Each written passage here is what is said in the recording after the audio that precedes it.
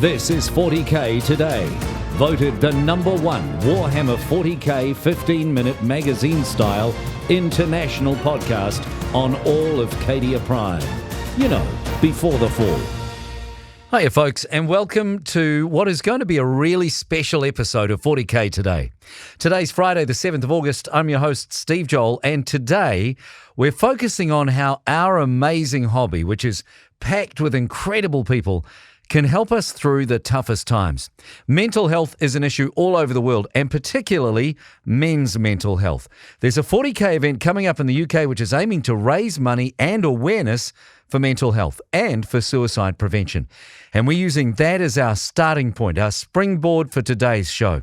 We're going to speak to the event organizer. We're going to touch base with a couple of high-profile players who were at rock bottom when they discovered our hobby. And we're going to speak to a doctor who happens to play the game of 40K about what the hobby does to help and how we can be there for each other. So, a heads up that today's show is going to be a bit longer than usual. We're covering a lot over the next 30 minutes or so. First, let's check in with the results of our poll. The question on Facebook was this: with all of these awesome new releases that have been happening over the last little while, we want to know, do you spend your time hobbying first and then playing the game, or do you prefer the tournament game side of things and then hobbying is kind of a secondary thing? Well, 58% of people say they think of themselves as hobbyists first and then players. Although I got to say, a lot of people in the comments let us know that they love all of the hobby equally. Fair enough. Everything is right. There is no wrong answer here. I'm in the odd spot, for example, and maybe you are too, that I love playing. I just love playing the game. That's what I enjoy the most. But I'm not very good at it. I'm a much better painter than I am a player. And that sounds like I'm boasting. I'm not a very good player. So I don't quite know where I fit in. I love all of it. I love playing. I'm just better at painting. Thanks so much for taking part in our poll, whichever side of it you came down on. And we'll have another one along starting this weekend. Okay, on with the show. Andrew Weller has organised an event called 40 Hours of 40K, which is pretty much what it says on the box. It's a small group of guys playing 40K for 40 hours.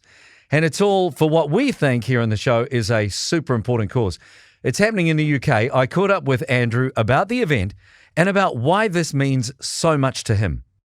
Andrew, thanks for joining us on the show I was going to say this morning because that's my habit saying morning, but it depends when people are listening, I guess. It's evening, it's nighttime for you. It is. It's 10 o'clock at night. Right. So tell us about the event, first of all. What is it that you're doing? So I'm doing an event called 40 Hours 40K, which is me and a few friends. We stand around and play wargaming for 40 hours. It's about as detailed as it is. Okay, it's a charity event though, right? So you've come up with this idea, obviously, with a mind to doing something unique, something different to raise money for a specific organisation. I have, yeah. So with the best will in the world, I can't run a marathon, and triathlons are out of the question because swimming is just not my forte. But Warhammer I can do.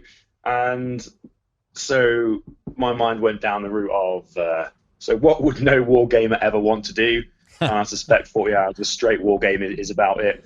We do 2,000-point battles, rotating every 3 hours. It's about 15 games over a weekend. It's heavy. Wow. And so when you do is it all happening in a specific place? It is, yeah. So just down the road from me, there's a town called Lincoln here in Lincolnshire, and there's a shop there called Imps Gaming, and they've very kindly given over their gaming hall for me to use to stream from and to use as like a hub. And that's where it's going to be happening, yeah. And people can come along and see, I suppose in this current environment, better to just watch on the stream. But you've got a group of, how many people are going to actually be playing games physically in the hall? So thanks to the wonderful world of COVID at the moment, they're only allowed 12 people in the gaming hall. Now, with me and the 3 other guys I've got doing it with me, that would make 4. With our opponent, that makes 8. Yeah. With the lovely gentleman I've got running the stream, that makes 9. And with a spare bod as well, who's running the shop, that's 10. So really 2 people can come in and out. But we're hoping, fingers crossed, that by September the 12th, when the event starts, yeah, we're going to have some more people in the hall. But if not, like you said, there's a Twitch stream going out for the full 40 hours with interviews, and there'll be counselors on there as well to chat with and talk to. And it's much more interactive than your normal gaming stream. If you donate some money, you can affect how the game goes. So, for example, I'm a Tau player, so there's going to be a lot of hate already. But if you don't want me to shoot my Riptide, you can donate some money. That's where I can shoot my Riptide. Wow. So while I'll probably find it hilarious, like 11 o'clock in the morning, 2 o'clock in the afternoon on the first day. Yeah. But 4 in the morning when I just want to try and take a night off the board, and then someone goes, "Oh, hi from New Zealand. It's normal time of day for me. Yeah. Here's $10, and now you can't shoot." Yeah, Cheers, yeah, pal. yeah. Oh, you'll have to make it pricey though. Maybe you can, if we can donate money and influence how you build your list so that you can't even take a Riptide. How about that? Yeah, I've got an all tank list actually. It's got 9 vehicles in it. Oh, brilliant! I'll take some Imperial Guards. I've got an 18 Sentinel list as well, 9 armored, and it's not just the fact that you're playing for 40 hours. You're playing Tau for 40 hours. That is. No, crikey, no. It's not just Tau. I've got Chaos, got some Black Legion, I've got some Imperial Guard. So luckily, I don't have to be that guy for that long. Wow, that is good. As a person who has spent some time playing Tau, just dabbled, I can understand why you'd need to at least get away from that for a little while. So we've got multiple armies represented with eight people playing, multiple games at a time. We've got a Twitch stream. Tell us what it's for. What are you raising money for and why? So I'm raising money for the campaign against living miserably, which is it's a suicide prevention charity, because I've had my own struggles with mental health, with PTSD from Afghanistan, and it breaks my heart every single time I hear it is with a heavy heart. We inform me of the passing of X person or Y person. No son, daughter should have to grow up without a father. They shouldn't have to grow up without their brother. No parent should have to bury their son. You shouldn't have to grow up without your friends. That's not the way this world should work. And breaking down the stigma for men's mental health is the biggest thing for me. Getting men talking and asking your friends if you're okay, and knowing it's all right. It's okay not to be okay. And that's why I'm doing it. Yeah. Because without my friends, without talking, without Warhammer and that interaction, I wouldn't be here today. And that's why I'm doing it, to help men talk. It is a great thing. I lost my brother to suicide a few years ago, and I feel strongly, like you obviously do, that the hobby itself has helped pull me through some pretty difficult stuff. Where do we find you? How do we get involved with this? So there's 3 places you can find out. So there's Just Giving. So all the money goes through Just Giving. You just search 40 hours 40k and you can donate on there. On Twitch, you can follow the streams, 40 hours 40k. It's not going live until 6 in the morning on Saturday the 12th, but that's going to be present and on for the full 40 hours. On Facebook as well, there's the event page and also the page itself. Just search 40 hours 40k on Facebook and add yourself to that for information and updates what's going on. But we've also got a raffle as well to help raise some money. We've got 2 Indomitus box sets that have been donated by the community. Tabletop Tactics helped out with some dice. Vanguard Tactics given some shout outs and designed an army list for Bobby Clark at Red Eagle Studios to paint, and you can email 40 hours 40k to do a silent auction bid on that. Or just pop down to Ints Gaming if you're in the UK and say hello on the day. That's Andrew Weller, one of the event organisers. It sounds amazing, right? All the details, as we mentioned, are on their Facebook page. You can check our show notes for the link. As I mentioned to Andrew, a few years ago, my own little brother Dave took his own life, and that was a tough time. It's no exaggeration to say that walking into a local games workshop for the very first time, my little boy dragged me in there.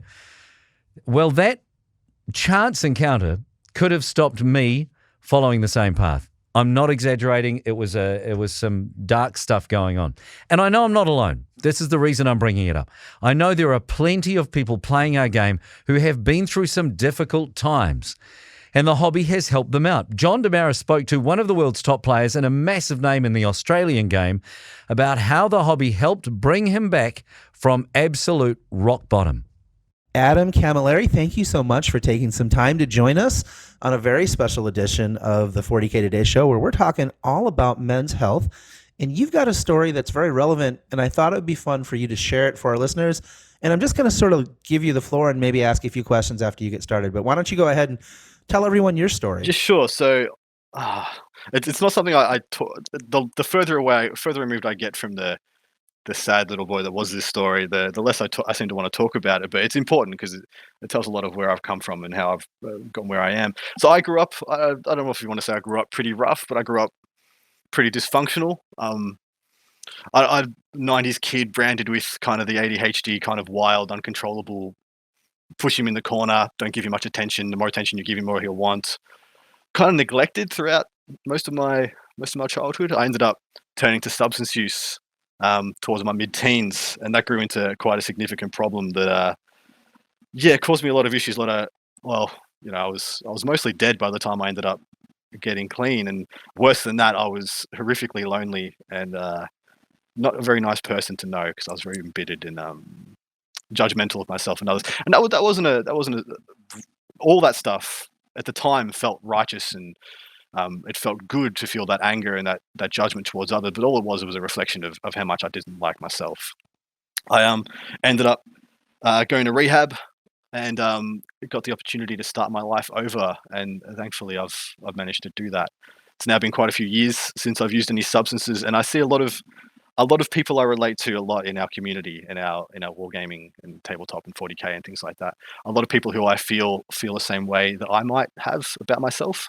And I feel like it's important to talk about these things and show that, things can change. And if you do have a person that you want to be, or you want some changes you want to make, you can do it.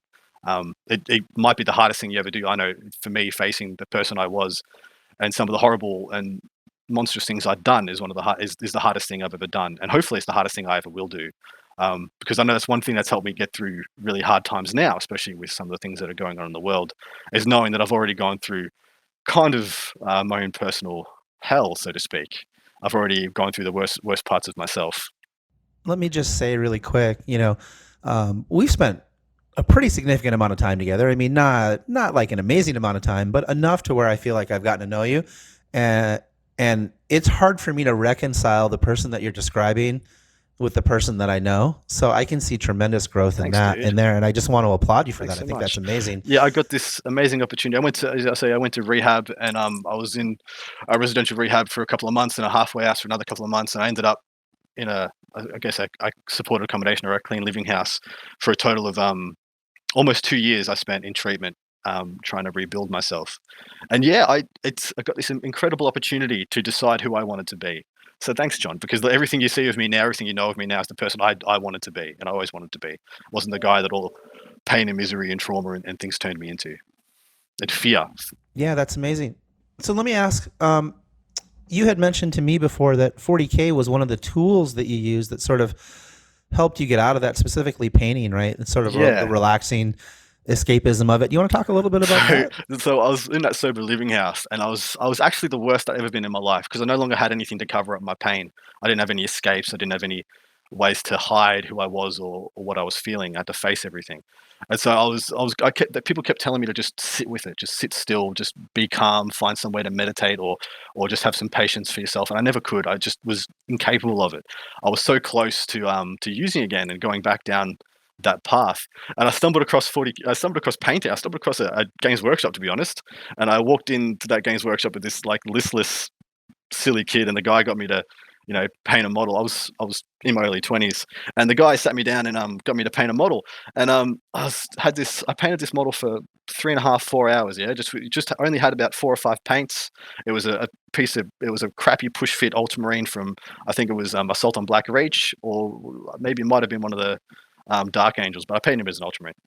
And my head was quiet. My head was the quietest it had been in 10 years, and I haven't stopped painting since. Literally, I'll try and put aside an hour every day, and that hour I have with me and my paintbrush and my models is like my peace time. It's what I do to not think about anything else, and it's just the paint and the brush and the model. And it's really turned into something that is so fundamentally cathartic for me that I've now I'm on podcasts. I have traveled the world playing 40K tournaments because I sat down and painted that model that one day. It's a ridiculous journey when I think about it.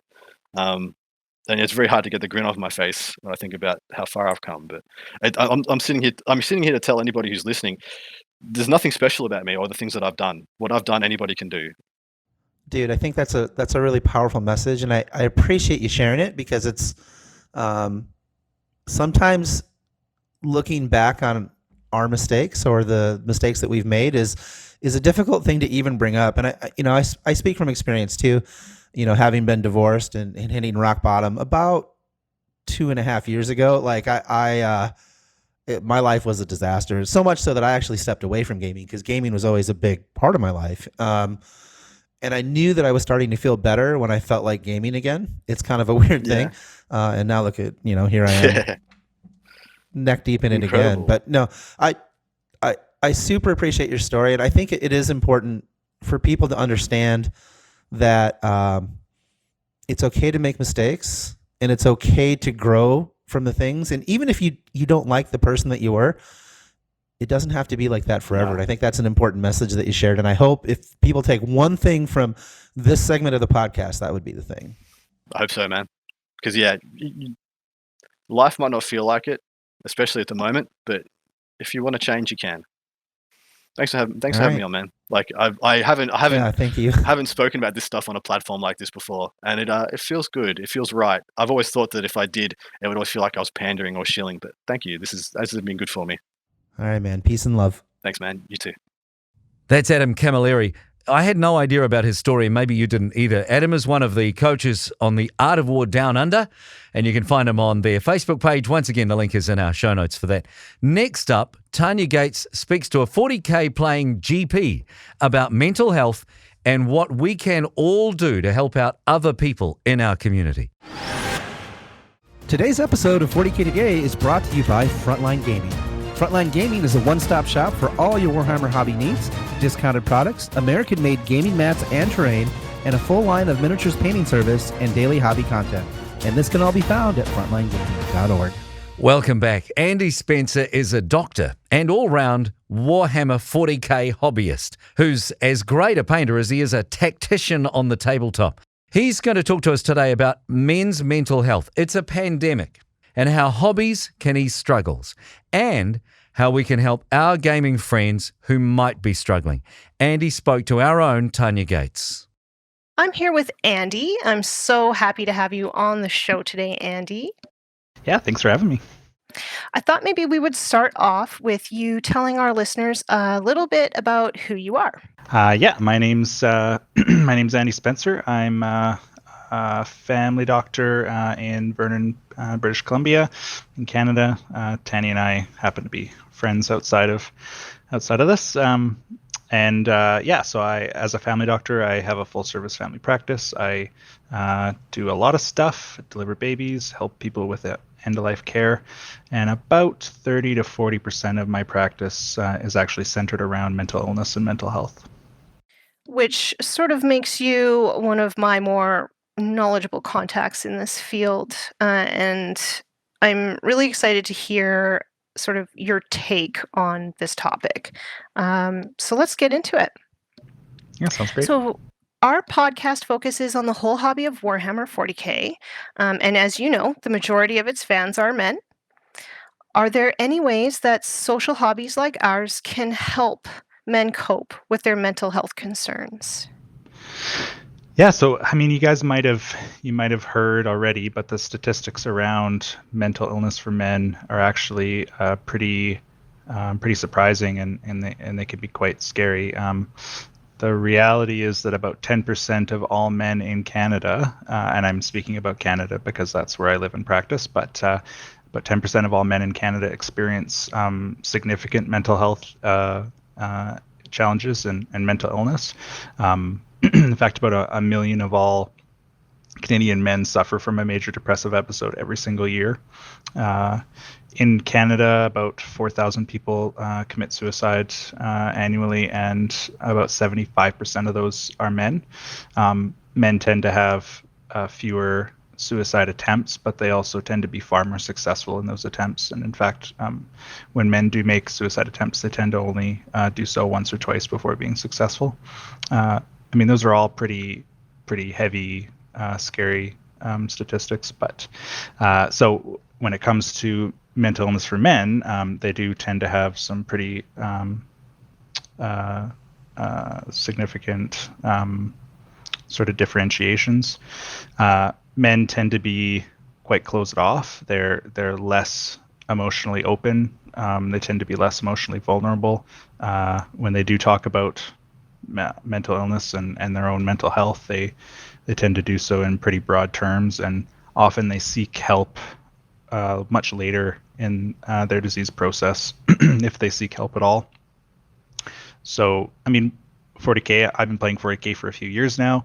Really love it. And the way that I got into 40K was a friend of mine was like, hey, do you want to come hang out with some friends, people I'd never met before, but there's this cool game. I know you like strategy games and you might be into it. And so the social interaction piece around specifically 40K, I think is really big. And for a group of people, thinking of men and mental illness that might not feel as open about talking about those things, I think that feeling included, having friendship, having a sense of belonging and purpose, getting together with people on a social level, I think is really big. And I think that's a big part of mental illness with men. Yeah, I've had a number of people in even our game group sort of in passing express to me that like the other members of our game group have been instrumental in helping them deal with like quarantine in particular. So I have heard firsthand, and I also feel firsthand that having our little game group has been really good for even my mental health as a woman. So Yeah. as a man, I could see if you don't even have as many outlets to communicate as a woman, that having these social relationships through Warhammer might be very, very important to you. Yeah, it can be really helpful, especially if you tend to be somebody who's pretty closed off and isolated. I think this hobby's great at attracting a whole wide variety of different people, and some people are introverts, extroverts, mixed, and there's some people who have no problem walking into a room and making friends and talking to people, and there's other people who are really closed off and really struggle.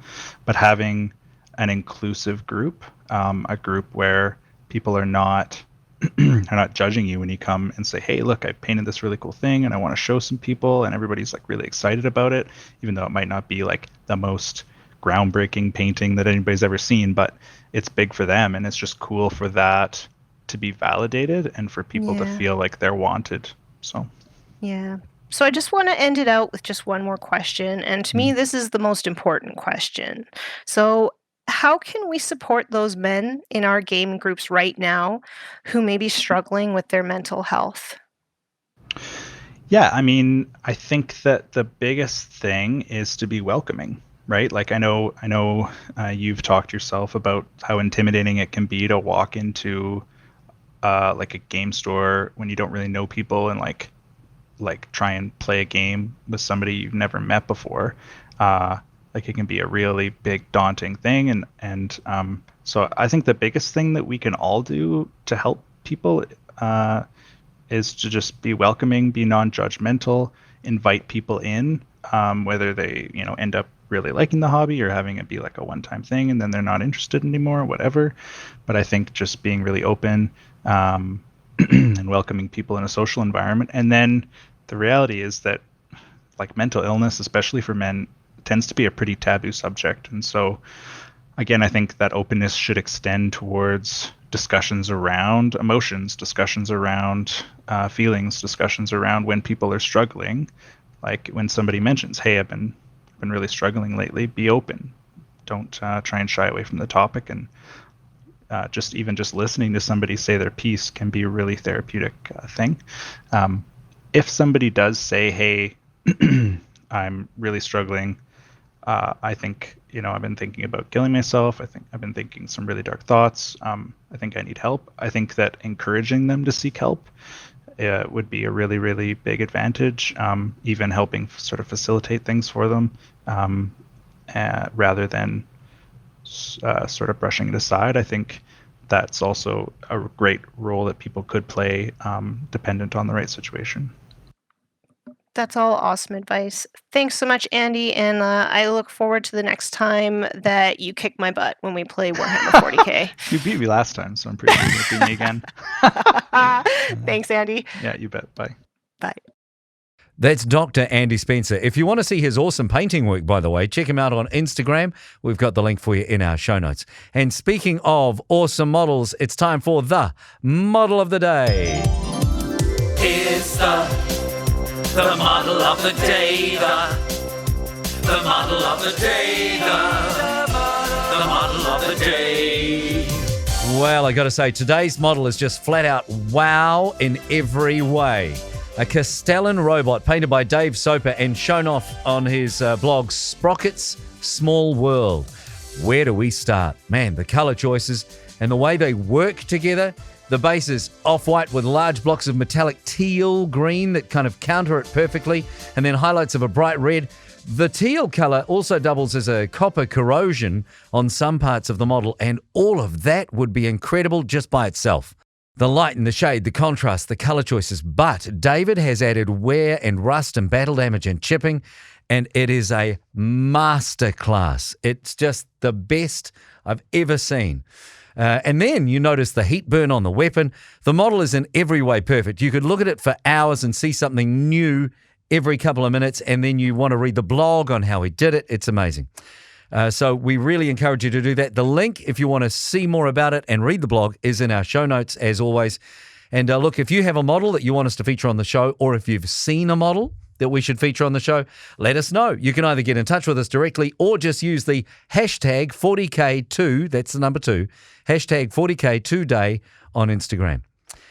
And that's it for today. Thank you for joining us for what we think has been a really special episode of the show. Look, the point of this is about mental health. If you need to talk to someone, if you need to ask for help, if you need to talk to people you know or don't know or get help professionally, whatever it might be, there is no shame in that.